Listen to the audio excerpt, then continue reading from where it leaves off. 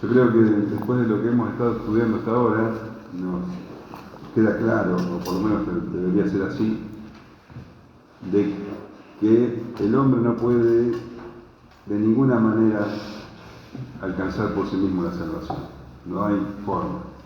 Desde el versículo 1:18 hasta el 3:20, Pablo se encargó de derribar todo argumento que se podría levantar en contra del conocimiento de Jesucristo, a favor de los méritos del hombre. Imposible, imposible.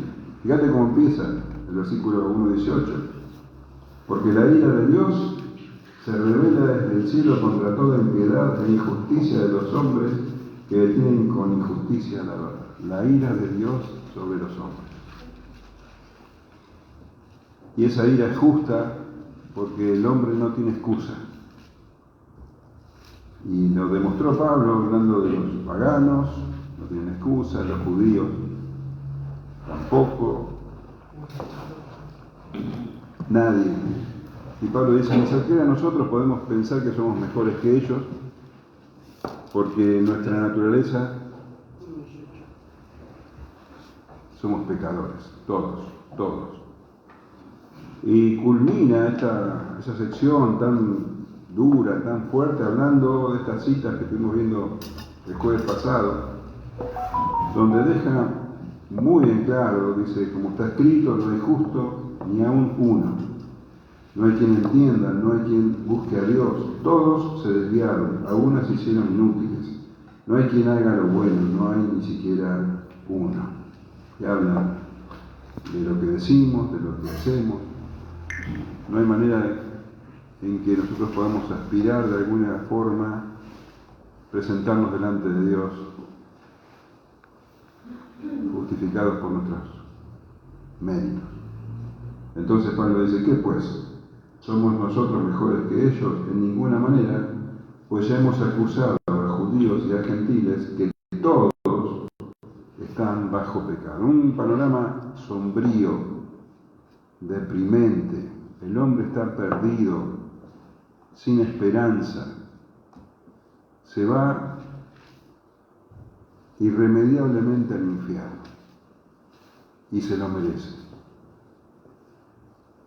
No hay excusa. Pero dice, ahora, y ahí asoma la luz.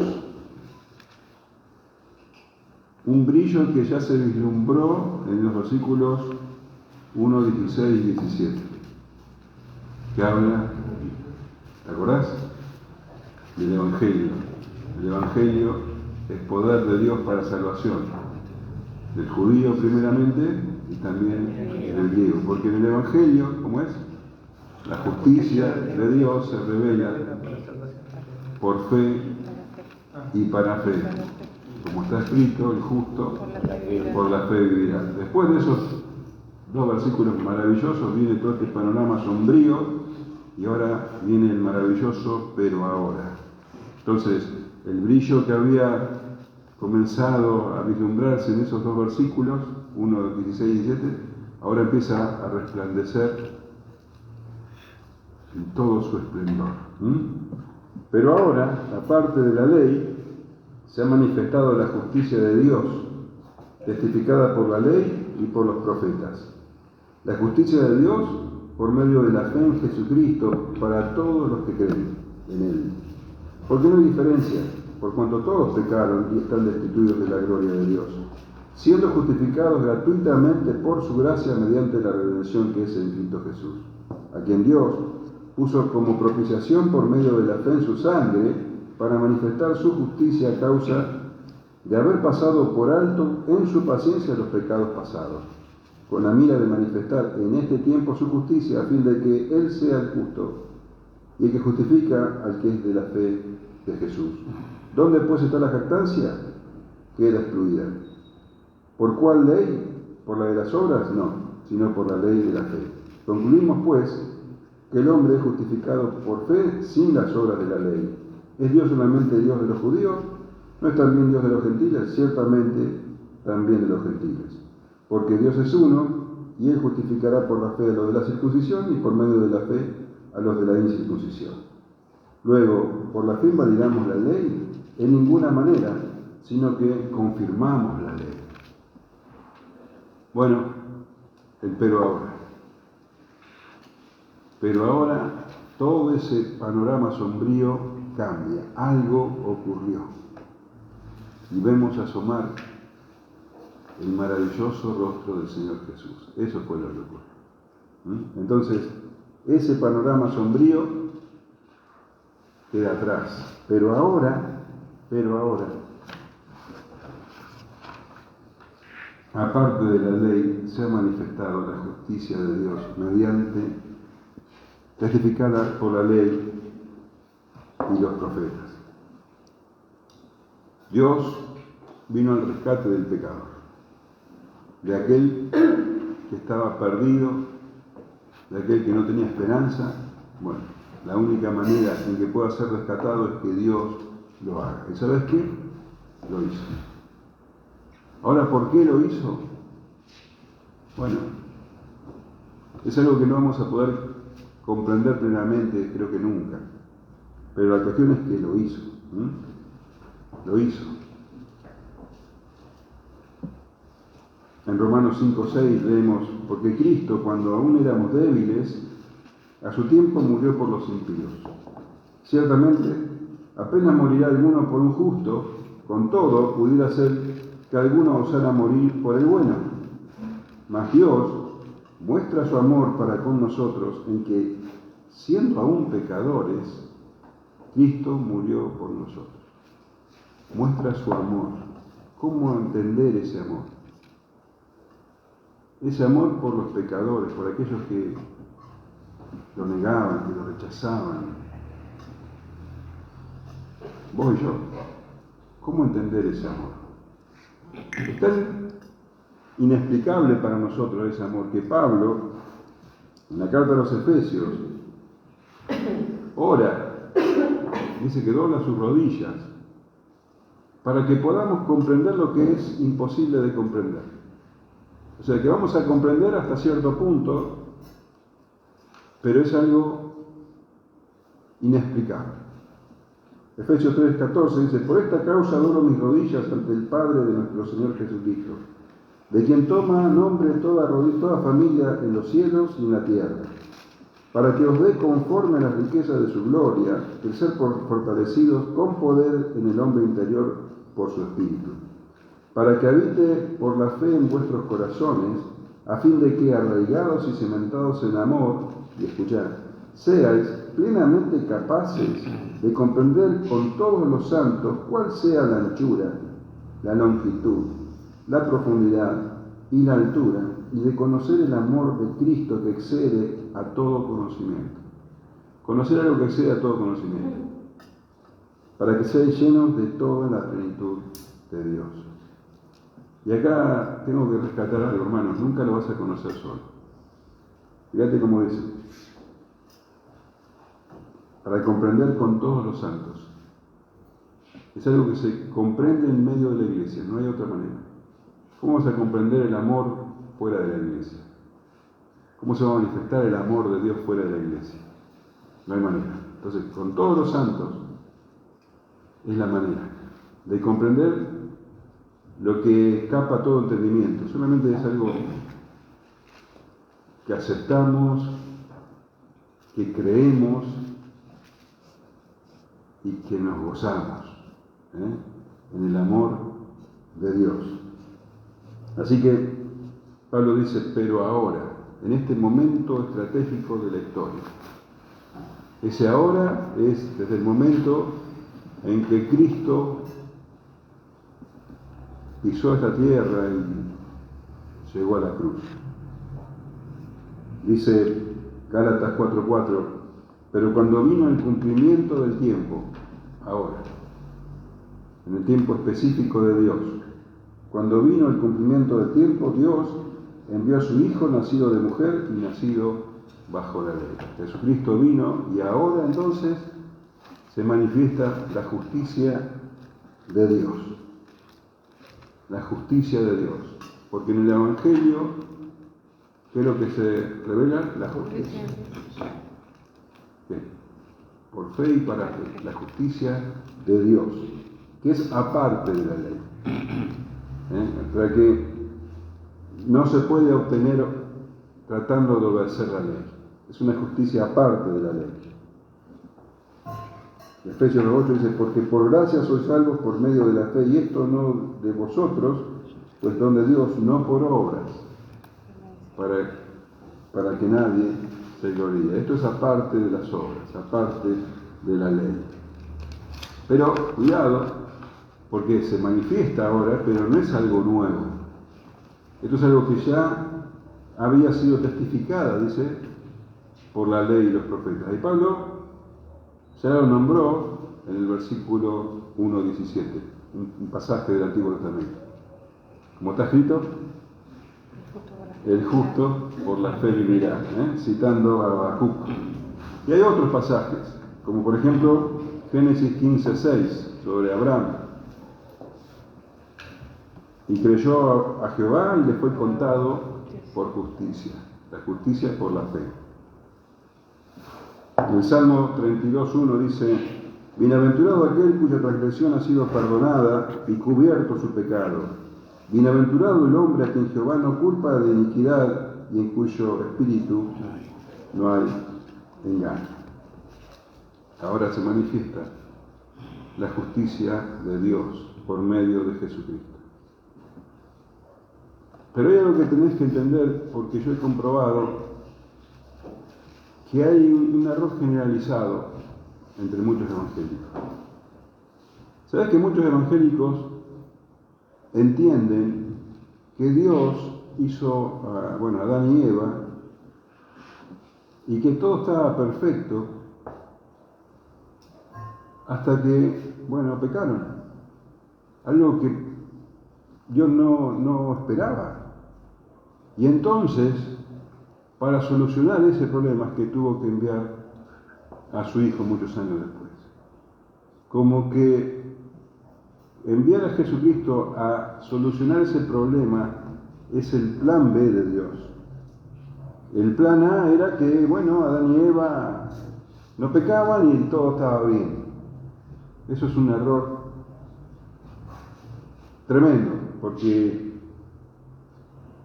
los que piensan así no entienden la soberanía de Dios, que Dios tiene todo bajo control, que no hay nada que se escape, que Él ya tenía planificado todo desde antes de la fundación del mundo y que esto es parte del plan de Dios, incluso el pecado de Adán y Eva.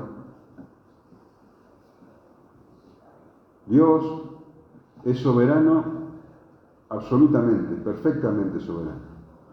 Y completamente sabio, Él sabe todas las cosas. Entonces los que piensan de esa manera, que esto es un plan B de Dios, no entienden la sabiduría de Dios, no entienden la soberanía divina, no entienden el poder de Dios. La Escritura dice claramente que el plan de Dios se desarrolla desde antes de la fundación del mundo, punto por punto. Primero de Pedro 1:18, por ejemplo, dice, sabiendo que fuisteis rescatados de vuestra vana manera de vivir, la cual recibisteis de vuestros padres, no con cosas corruptibles como oro o plata, sino con la sangre preciosa de Cristo, como de un cordero sin mancha y sin contaminación, ya destinado desde antes de la fundación del mundo, pero manifestado en los posteriores tiempos por amor de vosotros. Desde antes de la fundación del mundo ya estaba destinado que Cristo iba a venir a salvar a los pecadores. No fue una sorpresa para Dios que Adán y Eva pequen. De ninguna manera. Todo está bajo su perfecto plan. ¿Y cuál es el plan de Dios? Apartar un pueblo, la novia para su hijo, un pueblo redimido, un pueblo remanente escogido, salvado, un remanente escogido, que esté por toda la eternidad con Él. Ese es el plan de Dios. ¿Entiende? Entonces, ahora las cosas cambiaron. Ese panorama oscuro y sombrío ya no está. Para muchos, para otros sigue así. Para la mayoría sigue así. El versículo 22 dice: la justicia de Dios por medio de la fe en Jesucristo, para todos los que creen en Él, porque no hay diferencia, por cuanto todos pecaron y están destituidos de la gloria de Dios. Entonces, ya habíamos leído entonces en el versículo 1:17 que la justicia de Dios se revela por fe y para fe. Bueno, ahora claramente se dice que esa fe es en el Señor Jesucristo. Hechos 4:12 dice: y en ningún otro hay salvación, porque no hay otro nombre bajo el cielo dado a los hombres en que podamos ser salvos. La fe en Jesucristo. Yo soy el camino, la verdad y la vida. Nadie puede venir al Padre sino por mí, dijo el Señor. Esta justicia es concedida entonces a todos los que creen en Él. A todos los que creen en Él y solo a los que creen en Él. Y en esto Dios no hace acepción de personas. Judíos, gentiles, hombre, mujer, esclavo, libre, todos están incluidos, no hay diferencia, porque todos están destituidos de la gloria de Dios. Todos, judíos, gentiles, esclavos, libres, están destituidos de la gloria de Dios. ¿Qué quiere decir que están destituidos? Bueno, otras traducciones dicen están lejos, están privados, están imposibilitados de la gloria de Dios. ¿Vos te acordás que Adán y Eva estaban en el Edén gozando de una gloria única, una comunión perfecta con Dios? Pero ellos pecaron y eso se rompió. Y entonces esa comunión se vio rota y ya no tiene el hombre ninguna cercanía con Dios. Por eso dice en Génesis 3:8: y oyeron la voz de Jehová Dios que se paseaba en el huerto al aire del día, y el hombre y su mujer se escondieron de la presencia de Jehová Dios entre los árboles del huerto. Y así entonces el hombre está privado, está destituido de la gloria de Dios. Todos pecaron y todos están destituidos de la gloria de Dios, siendo justificados gratuitamente por su gracia, mediante la redención que es en Cristo Jesús, a quien Dios puso como propiciación por medio de la fe en su sangre. Y acá tenemos unas cuantas palabras que a veces pronunciamos o que leemos sin estar muy seguros de lo que significa. Dice, todos están destituidos de la gloria de Dios, siendo justificados gratuitamente por gracia. Siendo justificados. ¿Qué significa estar justificados? Bueno, nosotros estamos destituidos de la gloria de Dios, ¿no es cierto? Pero Dios nos justifica, no somos justos, somos pecadores. Pero Dios nos declara justos, nos justifica por medio de la fe en Jesucristo. Es un acto de pura gracia, un acto que Dios hace, declarando a los injustos justificados. Justificados pues por la fe, tenemos paz para con Dios mediante el Señor Jesucristo. Entonces, ¿qué significa justificados? Es que Dios nos mira a través de Jesucristo y la justicia, nosotros somos pecadores, vos sabés, nuestro pecado fue llevado por Jesucristo en la cruz y su justicia, su vida justa es imputada a nosotros. Su vida justa nos es dada a nosotros. Dios nos mira como si mirara a Jesucristo, siendo que nosotros no somos justos, pero sí justificados. ¿Se entiende? Somos declarados justos. ¿Se entiende? ¿O no? Somos declarados justos por Jesucristo. Y esto es algo que no ganamos, dice gratuitamente, como regalo. Como nosotros no podemos de ninguna manera ganarnos eso, Dios lo da gratuitamente. Gratuitamente por gracia. Tito 3:4 dice, pero cuando se manifestó la bondad de nuestro Salvador y su amor para con los hombres, nos salvó no por obras de justicia que nosotros hubiéramos hecho, sino por su misericordia, por el lavamiento de la regeneración y por la renovación del Espíritu Santo. No hay manera en que nosotros la ganemos, entonces es gratuito. Gratuito. También esto estaba anunciado en el Antiguo Testamento, de manera simbólica. A todos los sedientos, venid a las aguas. ¿Quién dice esto? Y los que no tienen dinero, venid, comprad y comer. Venid, comprad sin dinero y sin precio, vino y leche. Isaías 55:1. Gratuitamente. Gratuitamente por su gracia. Pura bondad. Gracia. Algo que no merecemos, es un regalo. Y gratuitamente y gracia van juntos. La gracia es todo lo contrario del merecimiento. Todo lo contrario a una recompensa. Dios no nos recompensa con la justificación. Nos la da de gracia. Mediante la redención que es en Cristo Jesús.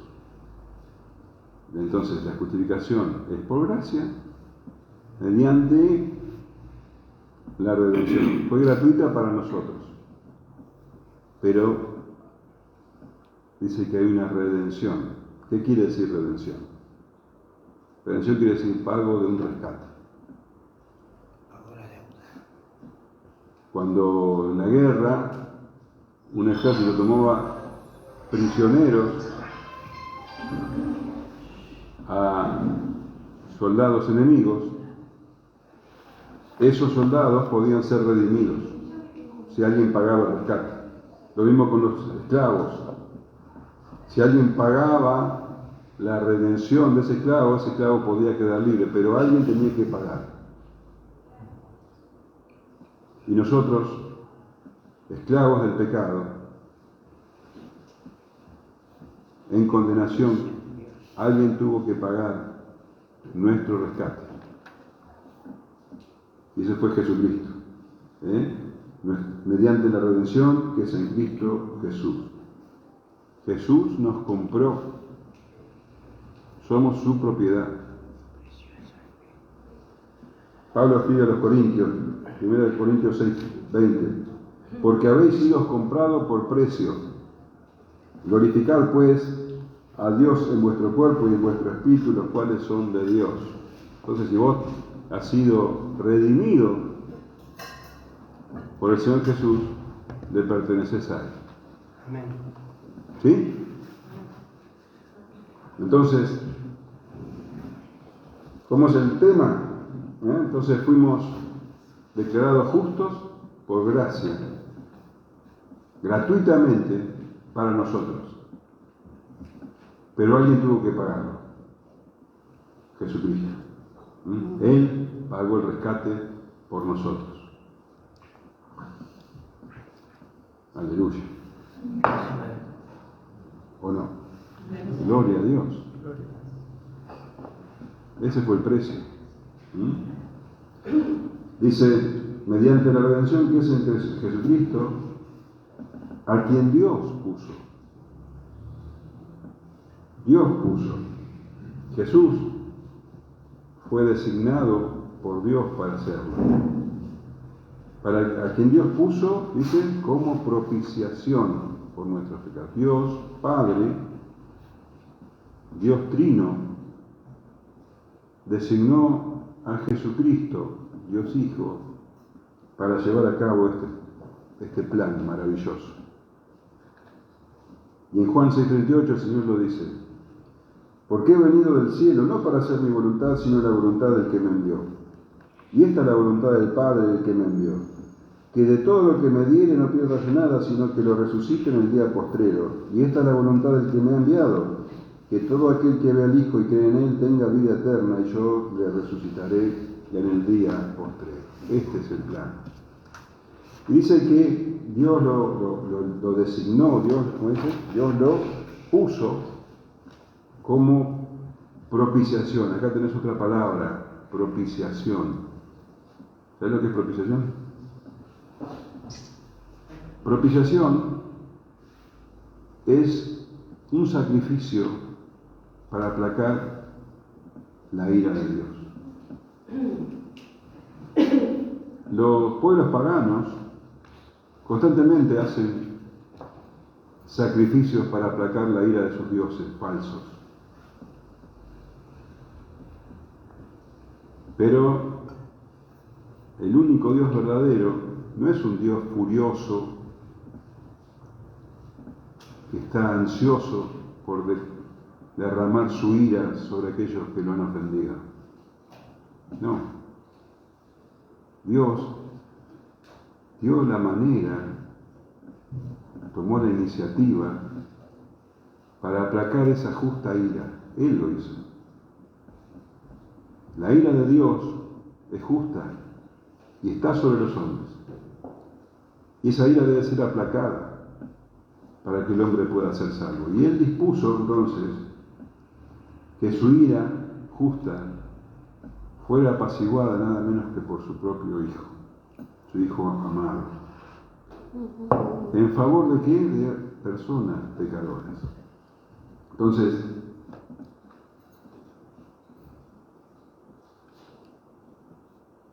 esa ira de Dios es un hecho que está sobre los hombres. Así leíamos en el versículo 1:18. La ira de Dios se revela, está sobre los hombres.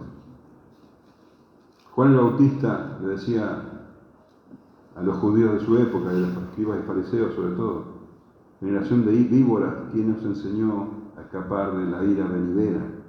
La ira está y es justa y va a alcanzar a todos los hombres. Efesios 2:3 dice: entre los cuales también todos nosotros vivimos en otro tiempo en los deseos de nuestra carne, haciendo la voluntad de la carne y los pensamientos, y éramos por naturaleza hijos de ira, lo mismo que los demás. Estábamos bajo la ira de Dios. Efesios 5:6 dice: nadie os engañe con palabras vanas, porque por estas cosas viene la ira de Dios sobre los hijos de desobediencia. Hay montones de pasajes que hablan así. Apocalipsis 6:16 dice: y decían a los montes y a las peñas: caed sobre nosotros y escondednos del rostro de aquel que está sentado sobre el trono y de la ira del Cordero. La ira de Dios es justa y está sobre los pecadores, pero Dios estableció la manera de apaciguar esa ira por medio de la propiciación de su Hijo, por medio del sacrificio de su Hijo. Así es como se manifiesta la justicia de Dios. La ira de Dios es aplacada. Los pecados son pagados, por eso es justo. Esta es la justicia que se revela. ¿Entendés esto? Esto es el Evangelio. Entonces, el sacrificio lo hubo Jesucristo. Un sacrificio perfecto, completo. Y eso hace que Dios sea propicio a nosotros. Propiciación. Jesús lo hizo posible ofreciéndose voluntariamente. Isaías 53:4 así lo anunciaba: ciertamente Él llevó nuestras enfermedades y sufrió nuestros dolores, y nosotros le tuvimos por azotado, por herido de Dios y abatido. Mas Él herido por nuestras rebeliones, molido por nuestros pecados. El castigo de nuestra paz fue sobre Él, y por su llaga fuimos nosotros curados. Todos nosotros nos descarriamos como ovejas, cada cual se apartó por su camino, mas Jehová cargó en Él el pecado de todos nosotros. Angustiado Él y afligido, no abrió su boca, como cordero fue llevado al matadero, y como oveja delante de sus trasquiladores se enmudeció y no abrió su boca. Por cárcel y por juicio fue quitado, y su generación, ¿quién la contará? porque fue cortado de la tierra de los vivientes y por la rebelión de mi pueblo fue herido. Él dijo que había venido a dar su vida en rescate por muchos, Mateo 20, 28.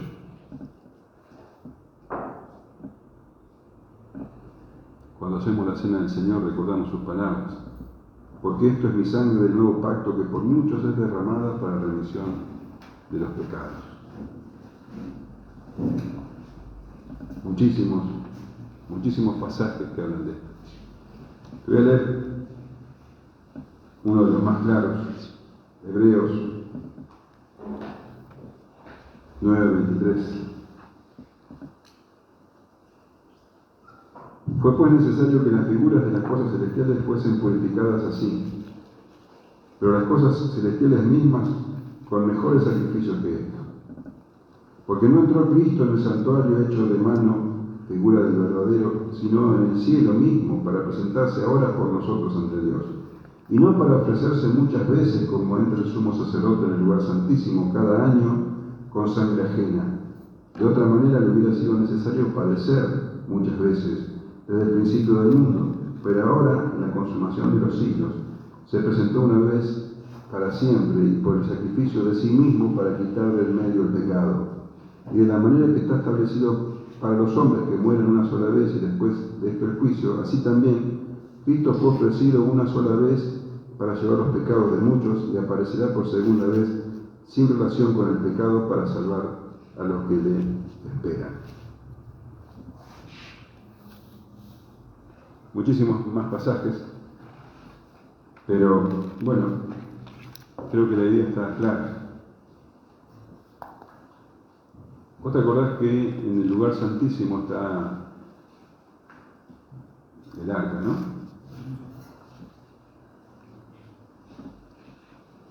Adentro está la tabla de la ley, la vara de Aarón y el maná. Todas esas cosas son testimonios del pecado del hombre. La vara de Aarón tuvo que brotar por la incredulidad. El maná es símbolo de la providencia.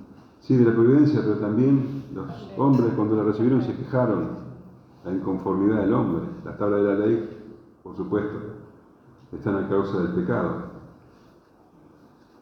Eso está dentro, es como una caja, está la tapa y arriba está la gloria de Dios manifestada por los serafines. Esa tapa que separa la gloria de lo que está abajo, que simboliza el pecado, se llama propiciatorio. Una vez al año, recién lo leíamos en el pasaje de Hebreos, una vez al año el sumo sacerdote tenía que efectuar una serie de sacrificios y venía con la sangre del animal, de los animales que había matado, y la tenía que rociar en ese propiciatorio. Ese propiciatorio que estaba entre el medio de la gloria de Dios y el pecado del hombre. Jesucristo es ese propiciatorio. Y con su sangre, quitó entonces la separación entre la gloria de Dios y los hombres. Entonces, dice que Dios puso a Jesucristo como propiciación por medio de la fe en su sangre. Ese sacrificio es para los que tienen fe. Ese sacrificio no es universal, no es para todos, es para aquellos que tienen fe, genuina fe en Jesucristo. Para manifestar su justicia a causa de haber pasado por alto en su paciencia los pecados pasados, con la mira de manifestar en este tiempo su justicia, a fin de que Él sea justo y el que justifica al que es de la fe de Jesús. Bueno, ¿Qué está diciendo acá?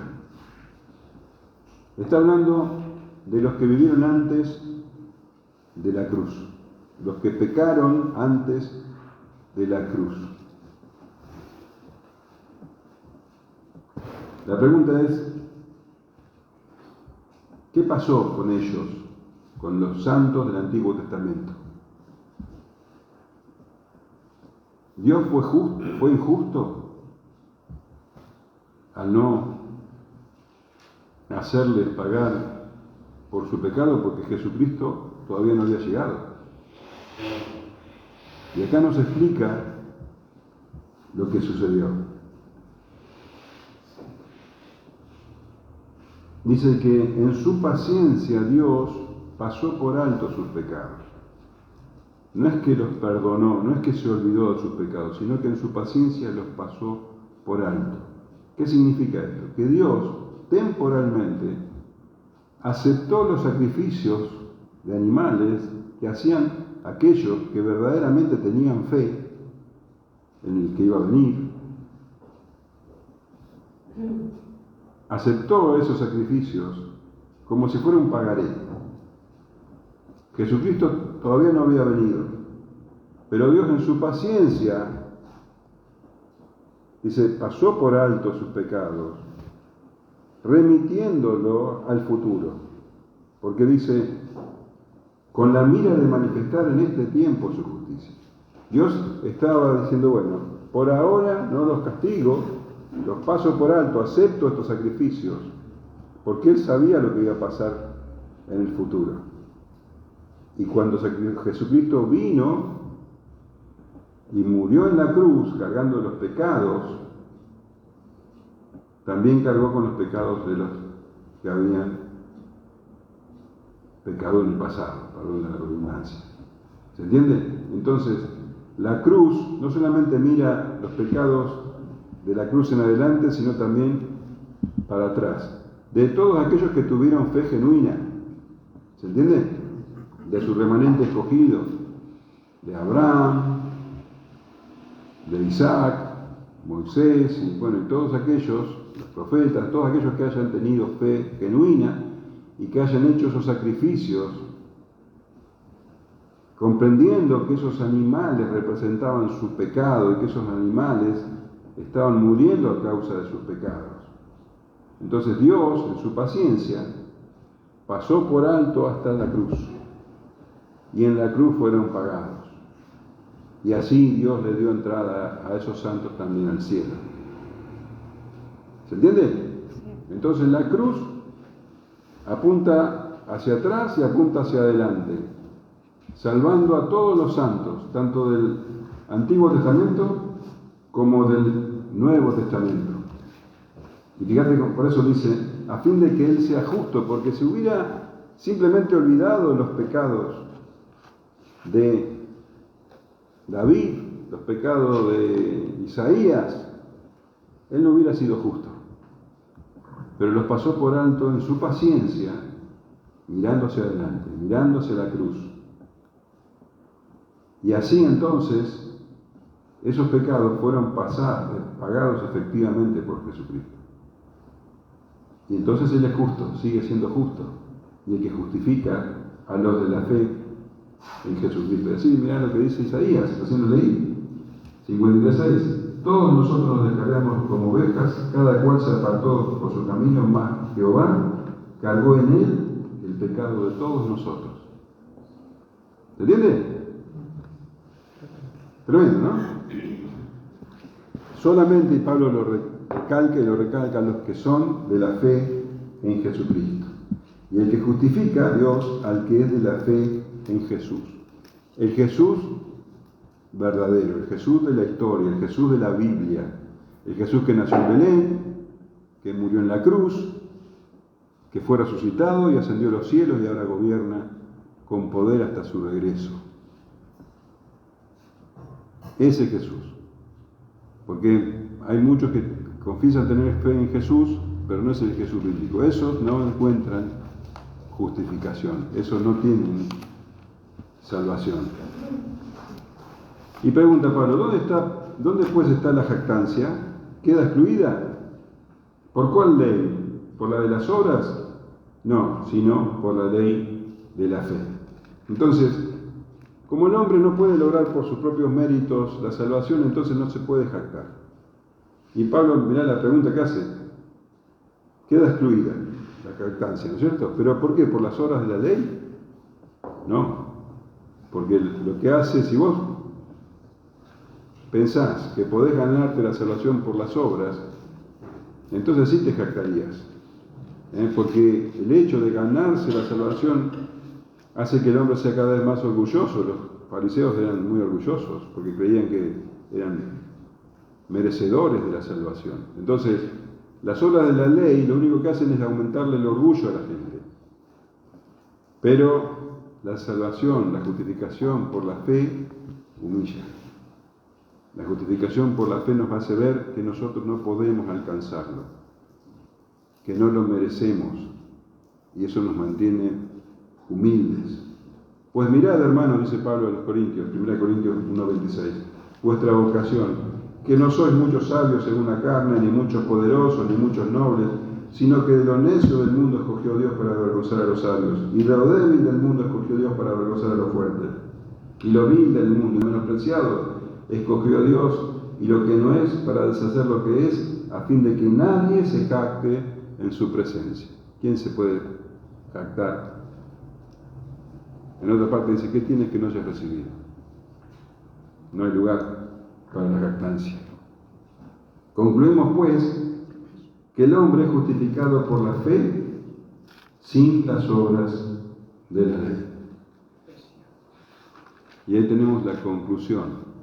Todo lo que venimos viendo. El hombre está perdido y solamente por la fe en Jesucristo puede alcanzar la justificación. El que cree que puede alcanzarla por las obras piensa que su justificación viene de él y la justificación viene de arriba. Nunca mejor expresar eso de ¿te viene de arriba? Bueno, te viene de arriba. Vos no lo mereces. Es completa y absolutamente de Dios. ¿Es Dios? ¿Es solamente Dios de los judíos? No. ¿Es también Dios de los gentiles? Ciertamente también de los gentiles. Porque Dios es uno y Él justificará por la fe a los de la circuncisión y por medio de la fe a los de la incircuncisión. Bueno, vos sabés que los judíos tenían ese concepto erróneo y la iglesia de los primeros tiempos, lo habrás leído en el libro de los Hechos, los judíos cristianos pensaban que los gentiles se tenían que hacer primero judíos para poder ser cristianos, se tenían que circuncidar. Bueno, en el capítulo 15 de Hechos eso queda atrás. Dios es tanto Dios de los judíos como Dios de los gentiles. Todos están bajo pecado, había probado Pablo, y Él es el que justifica a unos y a otros. Y esto es muy importante que lo entendamos porque hoy día circulan ciertas iglesias y cierto movimiento, el movimiento de los premilenialistas, no todos, pero algunos, que dicen que, bueno, Dios tiene un favor sobre el pueblo judío. Que, bueno, el pueblo judío, bueno, ya volvió a Palestina y que Dios tiene un propósito con él aparte de la iglesia. Que los judíos son el pueblo de Dios. Bueno, y tienen toda una doctrina, una teología alrededor de eso. Y está muy de moda hoy se escucha, no tenés que hablar de Jesús, tenés que hablar de Yeshua y cosas así, tratando de judaizar a los cristianos, como en el primer siglo. Eso no es bíblico, de ninguna manera. Gálatas 3:26 dice, pues todos sois hijos de Dios por la fe en Cristo Jesús, porque todos los que habéis sido bautizados en Cristo estáis revestidos. Ya no hay judío ni griego, no hay esclavo ni libre, no hay varón ni mujer, porque todos vosotros sois uno en Cristo Jesús. Y si vosotros sois de Cristo, ciertamente el linaje de Abraham sois y herederos según la promesa. Está hablando de judíos y de gentiles, herederos de Abraham, por la fe. Efesios 4:4 dice, un cuerpo y un espíritu, como fuisteis también llamados en una misma esperanza de vuestra vocación, un Señor, una fe, un bautismo, un Dios y Padre de todos, el cual es sobre todos y por todos y en todos. En otra parte de Efesios dice que Él derribó la muralla, la pared que separaba a los pueblos, siendo uno solo. Entonces esa idea que hoy circula es falsa, es mentirosa. Luego, por la fe invalidamos la ley en ninguna manera, sino que confirmamos la ley.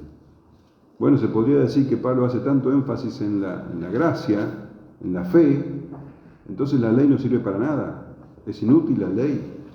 Y Pablo dice, no, nosotros no estamos invalidando la ley, al contrario, confirmamos la ley. La justificación por la fe justamente asegura la ley, la reafirma. Pablo dice que la ley es buena, es santa, los mandamientos son justos, son buenos. Ahora la ley muestra el nivel de justicia que Dios reclama. Y es imposible para el hombre alcanzarlo. Y la ley muestra entonces esa incapacidad. La ley muestra los pecadores que somos y nuestra necesidad de la salvación. Y ahí es donde entra la fe. Entonces, la fe confirma la ley. ¿Se entiende?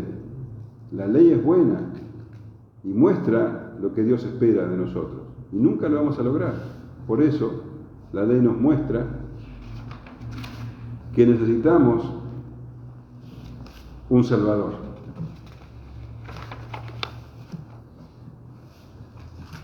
Pablo dice, ¿qué diremos pues? ¿La ley es pecado? En ninguna manera, pero yo no conocí el pecado sino por la ley, porque tampoco conociera la codicia si la ley no dijera, no codiciarás.